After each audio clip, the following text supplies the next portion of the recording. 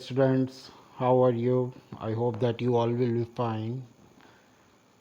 Students, I would like to remind you about the subscription of the channel. If you have not subscribed our channel, please subscribe it and press the bell icon to get the notifications of any new videos.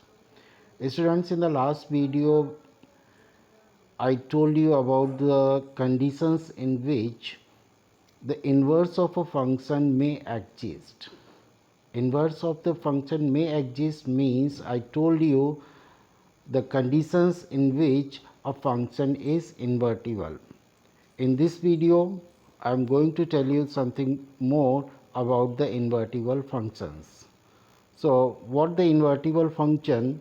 A function f from x to set y is defined to be invertible, means is said to be invertible if there exists a function g from y to x. F is a function from x to y, and there is existing another function g from y to set x such that f composite g, f composition of g equals to I suffix x.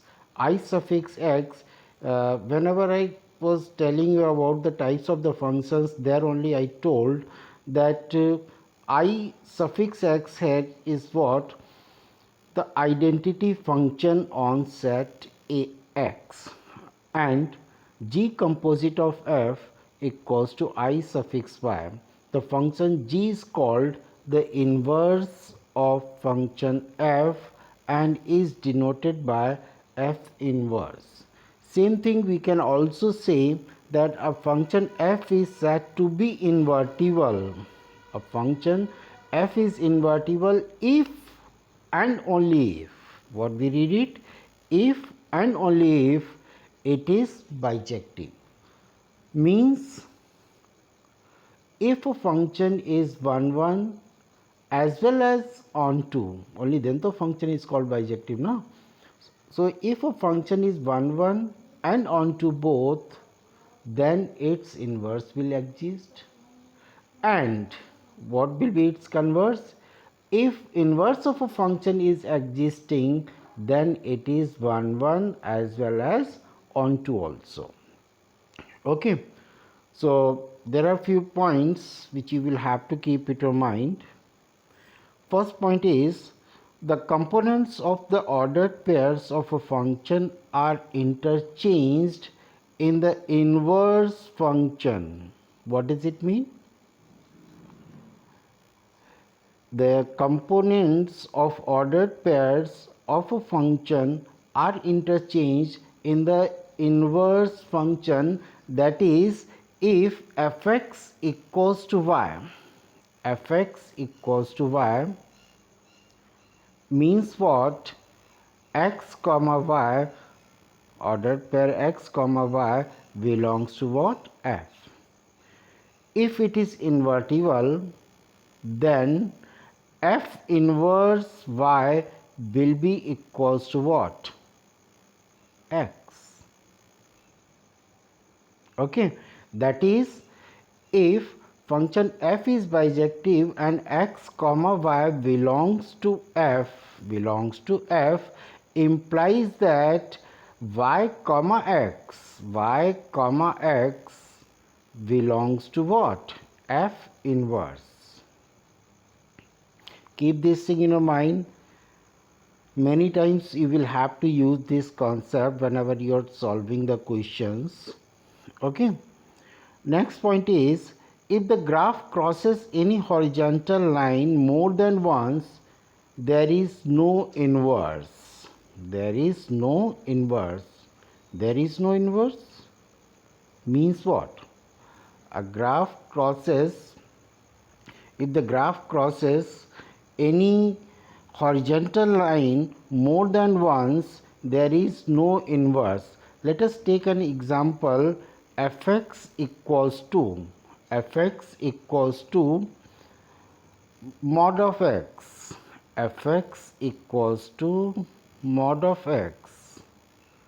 Its graph is, if you plot its graph in class 11th, you have drawn the graph of the function. graph of the function comes like this way. This is x and this is what, y-axis. Now if we draw a line parallel to the x-axis, what we see? This line is intersecting the graph more than once. Means what?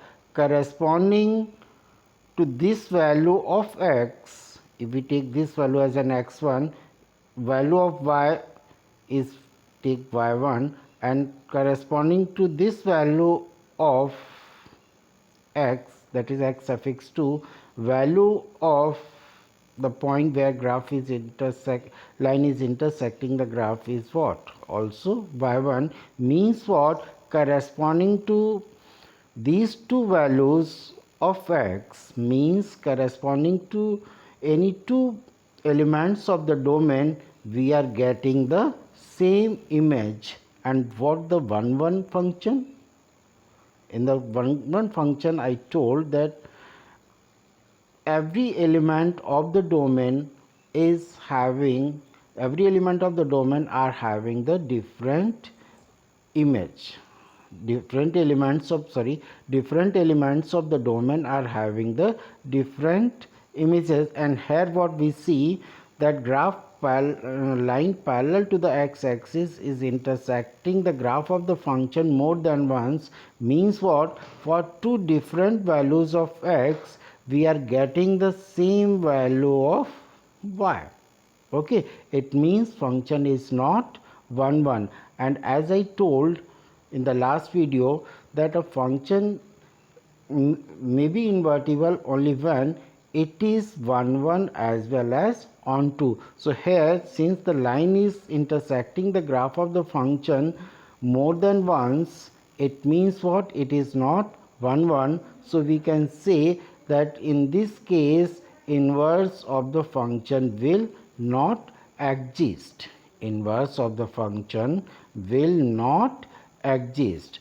Okay, so that's why I have written, if the graph crosses any two horizontal line more than once, there is no inverse. Means there is no inverse, means in that case function will not be invertible. One thing else from here we can conclude, that if if a line parallel to the x-axis intersecting the graph more than once, then function will not be 1 1. Okay. The third point is, if the composition of two functions is equal to the input values, the functions are inverses. That is, if f composite g of x equals to g composite of f of x, here input values are what? Same. Then fx and gx are inverses of each other. That is, f inverse will be equals to g and g inverse will be equals to what? F. Okay. Now come to the next. If f is a function from a to b which is bijective, f is a function from a to b and it is bijective, we are asked to show that inverse of the function, that is f inverse from b to a is unique. From b to a is unique. Okay, that is, if a function is invertible, that is, if inverse of a function is existing, then inverse of that function is what? Unique. Okay, so to prove this, what we did, I have taken two functions g and h from b to a, and these functions are what? Inverse of the given functions. Okay, no problem. Let y belongs to b, set b, be an arbitrary element. Let y belongs to b, be an arbitrary element. It means what? gy equals to x2 and hy equals to gy equals to x1 and hy equals to what? X2. See, g and h are the inverses we have assumed of the given function f from a to b. Okay, since g and h are the inverse of the function f, means these functions will be from set b to a. Okay, and we have assumed that gy equals to x1 and hy equals to what? X2, where x1 and x2 are the elements of the set A. It means gy equals to x1 implies that fx1 equals to what? Fx1 equals to what? Y? Why it is so? In the last slide only I told that if a comma b belongs to set f, which is invertible, then b comma a will belongs to f inverse. That is, if g is the inverse of f, okay, and xy belongs to what? F, then y comma x will belongs to what? Set G. Okay, so gy equals to x1 implies that fx1 equals to y, because g equals to what? F inverse, and hy equals to x2 implies that fx2 equals to what? Y. Why? Because h equals to what? F inverse.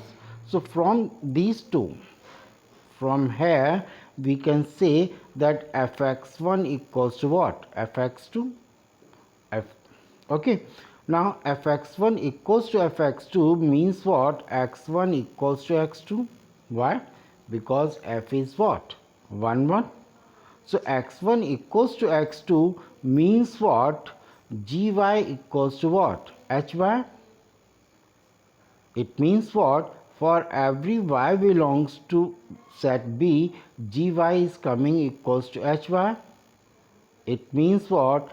G and h are what? The equal functions. It means what? Our assumptions that there are the two inverses of the function f from a to b is not correct, and what we see that g and h are both equal. Okay, this implies that f inverse is unique, means if a function is invertible then its inverse is unique. Okay, come to the next theorem. If f is a function from a to b is bijective, then f inverse, f is a bijective function, so definitely inverse of the function f will exist, and inverse of the function f will be from set b to a. Okay, so here we are asked to prove that f from a to b is bijective, then its inverse is also bijective. That is, f inverse is also bijective, means f inverse is also 1 1 as well as on 2. Okay, come to its solution. Let y1 and y2 belongs to what? Set B. Okay, then f inverse y1 equals to x1 and f inverse y2 equals to what? X2, whereas an x1 and x2 are the elements of set A. This implies f inverse y1 equals to x1 implies that fx1 equals to y1 and fx2 equals to what? Y2. Okay, now f inverse x1 equals to f inverse y2 implies that x1 equals to x2 implies that fx1 equals to what? Fx2 implies that y1 equals to what? Y2. So here what we see that if images of any two elements are same, then elements are also same. It means what? F inverse is 1 1 function. Okay, now to prove it on to what we do, Let us assume that x is an arbitrary element of set A. Sorry, z is an arbitrary element of x is an arbitrary element of set A.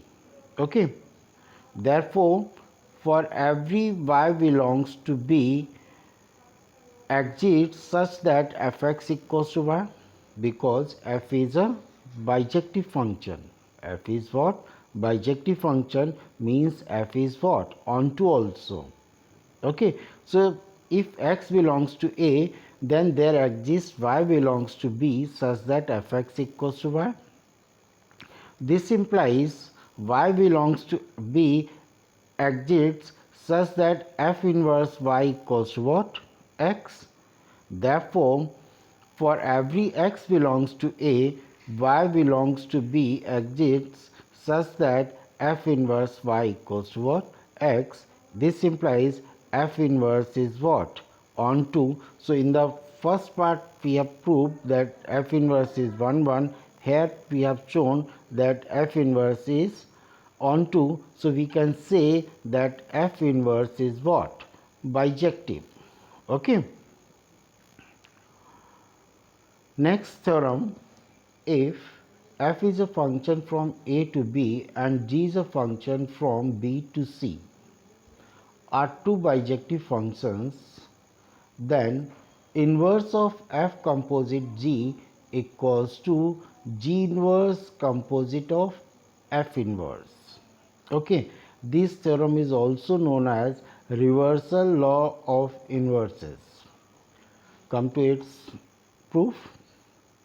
Since f is a function from A to B and g is a function from B to C, both these functions are bijective. It means what? F composite g will be a function from A to C and it will also be bijective. In the last video I told that if f and g are 1 1 functions, then f composite g is also 1 1. One more theorem we have proved there, that if f and g are the onto functions, then f composite g is also an onto function. Means if f and g are 1 1 as well as onto, then f composite g will also be 1 1 as well as onto.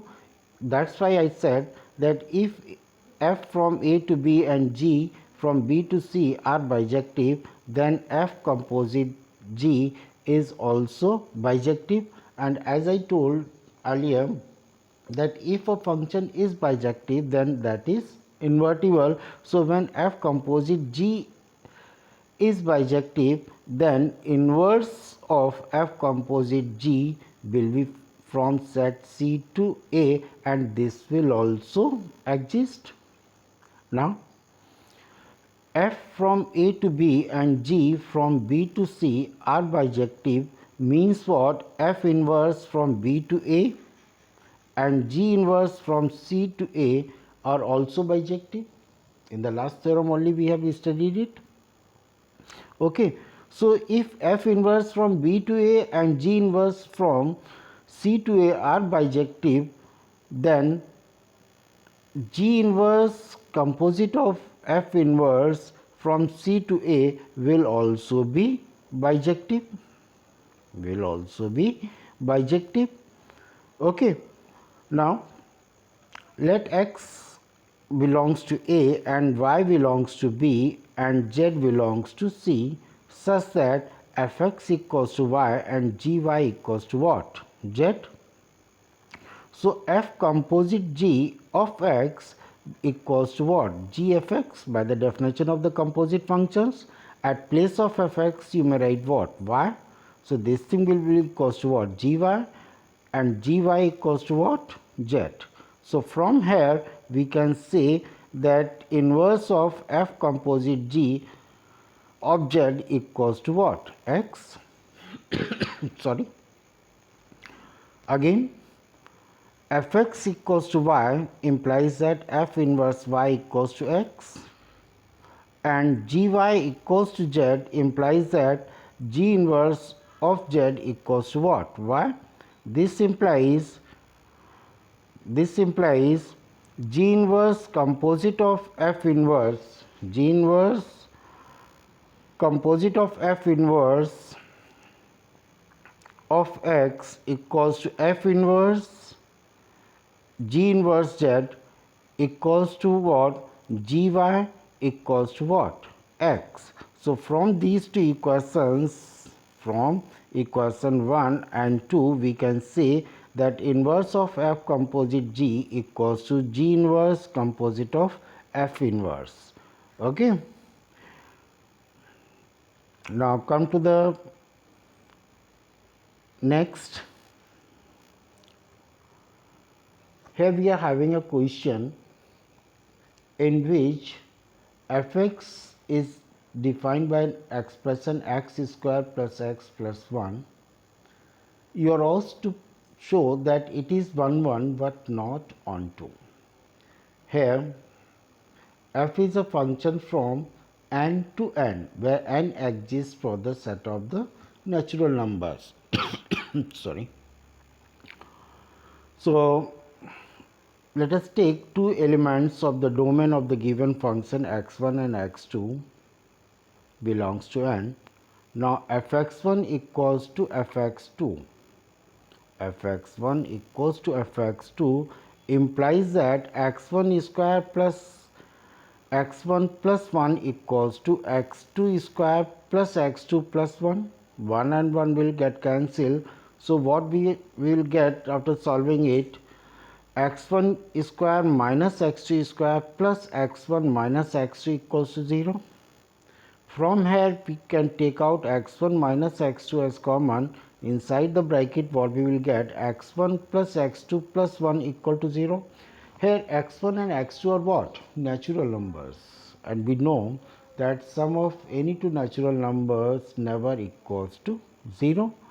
And we know that if a into b equals to 0, then either a equals to 0 or b equals to 0. Since x1 plus x2 plus 1 cannot be equal to 0, it means what? X1 minus x2 equals to 0. That is x1 equals to what? X2. Sorry. So here what we have shown, that if the images of any two elements are same, if the images of any two elements of the domain are same, then elements are also same. Means what? The function is 1 1.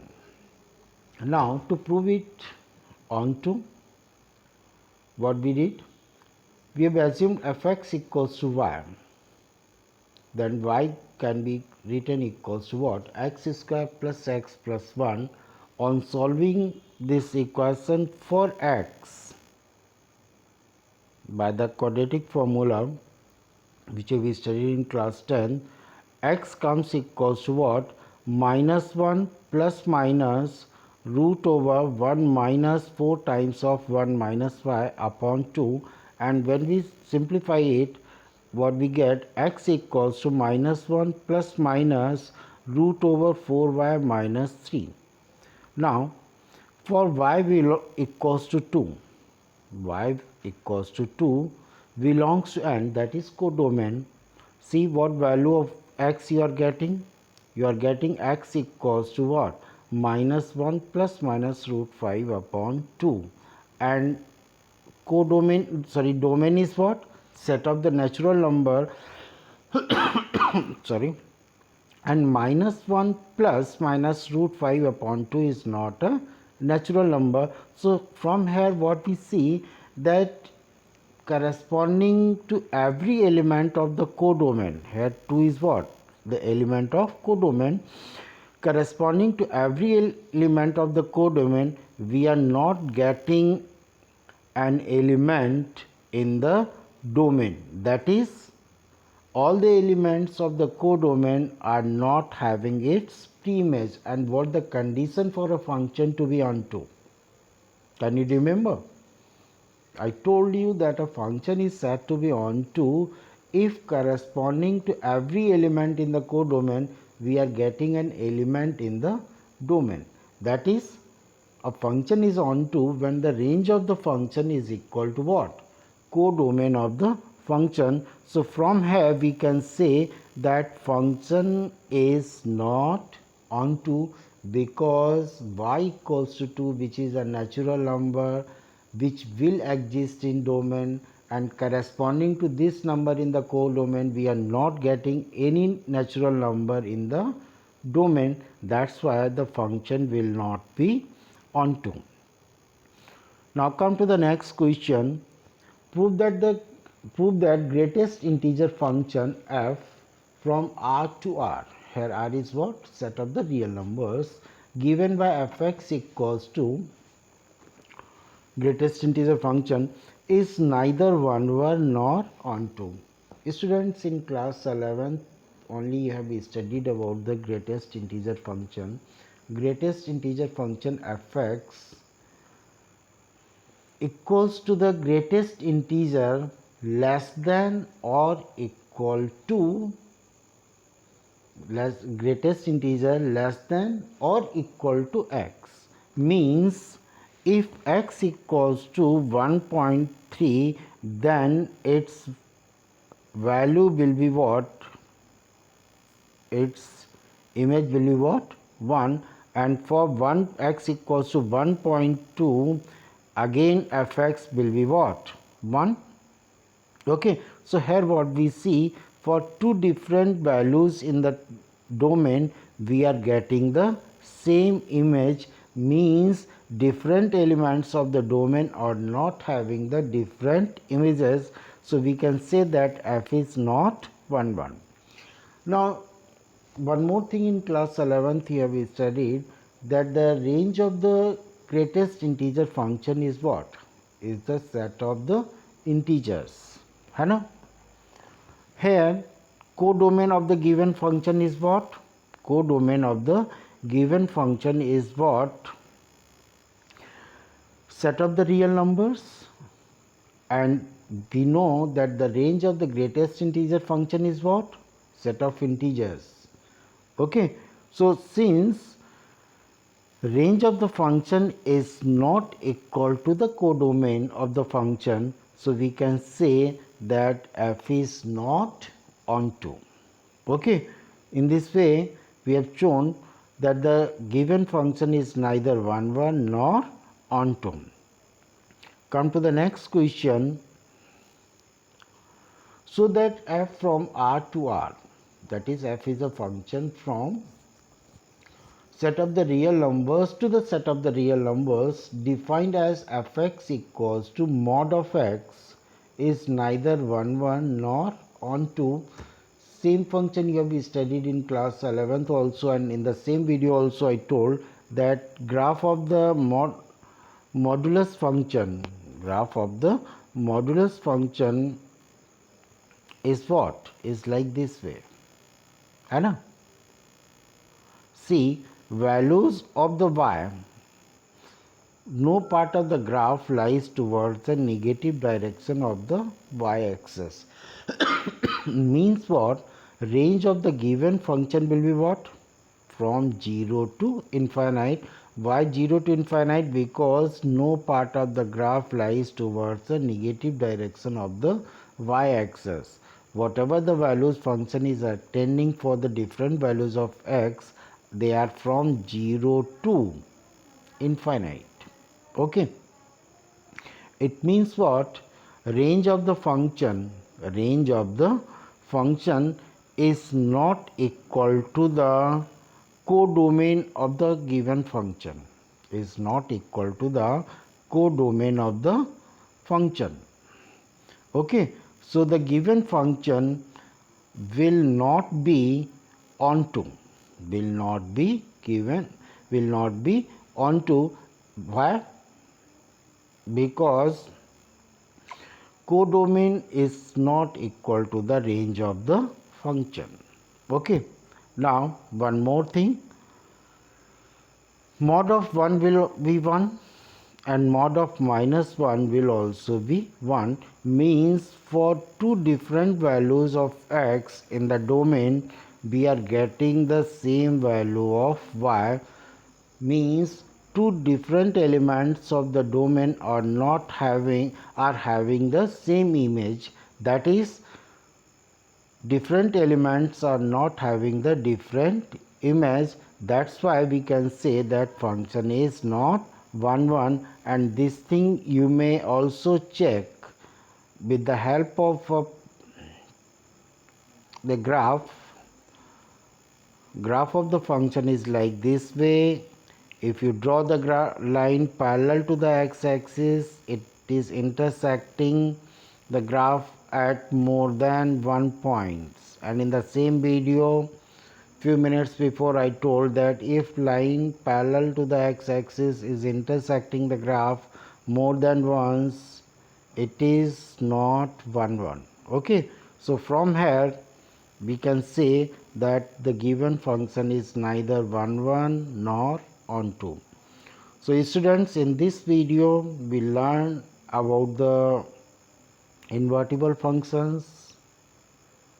We learned some properties of the inverse of the functions. We solved few questions also. In the next video we will do few more questions on the inverse of a function. Till then, thanks for watching the video.